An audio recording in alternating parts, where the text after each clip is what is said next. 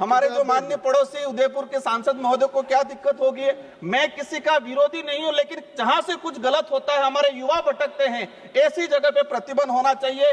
उन संतों पे भी कार्रवाई होनी चाहिए जहां से अफीम गांजा का वितरण होता है। ऐसी जगह मैं सभी पे सवाल नहीं कर रहा हूं, लेकिन कुछ ऐसे हैं जो अपवाद के तौर पे गुजरात के अंदर शराब प्रतिबंध है, लेकिन आज की तारीख में मेरा नजदीकी राज्य है, आज की तारीख में जहां पर प्रतिबंध है, गुजरात में शराब प्रतिबंध है, वहां सबसे ज्यादा शराब बिकती है। जो बोतल 500 रुपए की है वहां 1500 रुपए में बिकती है।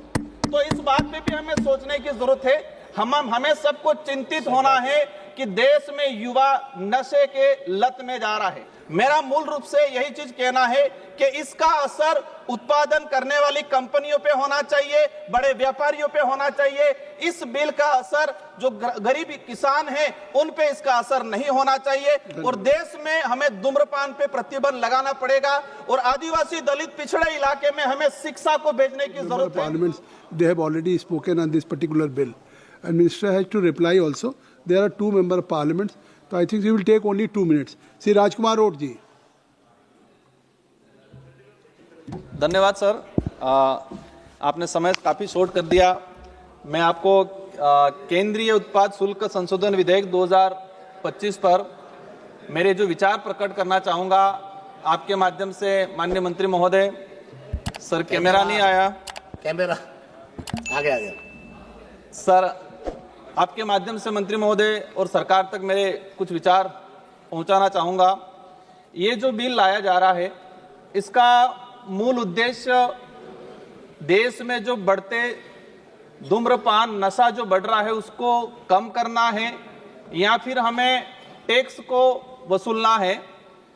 मैं अगर इस बिल के माध्यम से देश में जो नशा मुक्ति का अभियान अगर तेजी से बढ़ता है और इस पे प्रतिबंध लगता है तो अच्छी बात है, स्वागत योग्य है। लेकिन इस बिल की वजह से मैं चिंतित हूं उन किसानों की ओर जो रात को मतलब सुबह 4 बजे उठ के जंगलों में जाके तेंदू पत्ता कलेक्शन करते हैं और तेंदू पत्ता कलेक्शन करके 1-2 रुपए की वो बनाते हैं, पैकेट बनाते, वो देते हैं कंपनियों वालों को।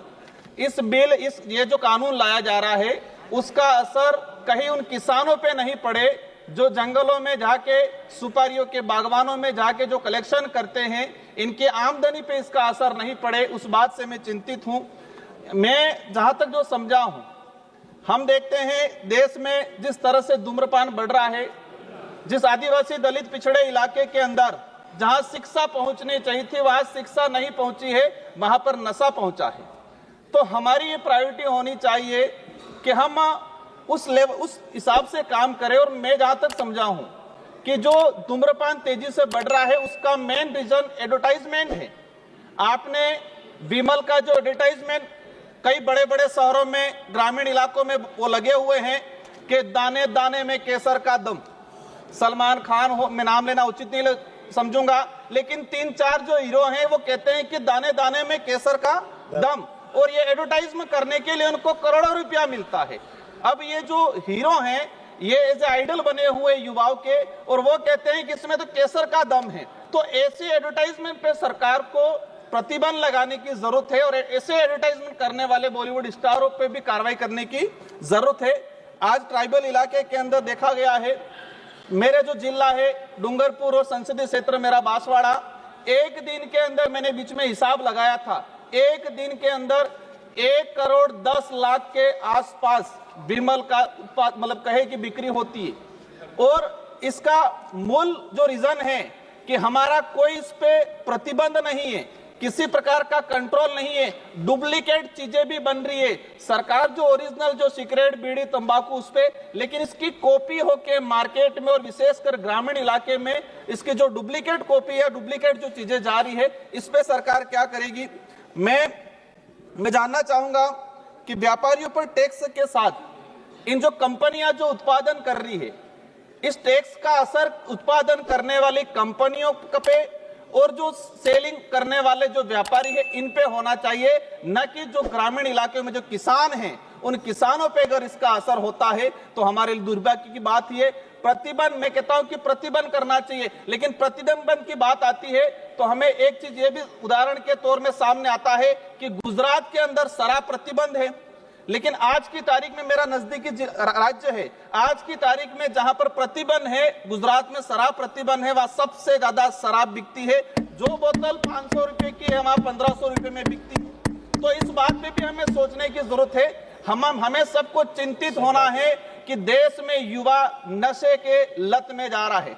माननीय अध्यक्ष महोदय, एक बात, सभापति महोदय, एक बात और ले जाना चाहूंगा कि जो भक्ति जो मार्ग है या संत जो मार्ग है, अधिकतर संत अच्छे विचारों, अच्छे आइडियोलॉजी के हैं, लेकिन कुछ जो ऐसे संत हैं जो धर्म की आड़ में वहां पर नशा का जो, जैसे कि अफीम है, गांजा है, ऐसे कई मंठों के अंदर, कई धार्मिक स्थलों में भी इसका उत्पादन होता है, क्योंकि वो धर्म के आसपास से तुम्हारा कोई कार्रवाई भी नहीं होती है।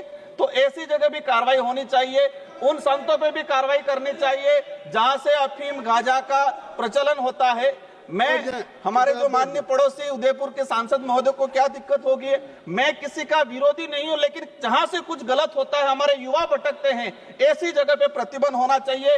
उन संतों पे भी कार्रवाई होनी चाहिए जहां से अफीम गांजा का वितरण होता है, ऐसी जगह। मैं सभी पे सवाल नहीं कर रहा हूं, लेकिन कुछ ऐसे हैं जो अपवाद के तौर पे हैं। आप कोई आक्षेप न लगाएं और आप अपनी बात केवल कहें।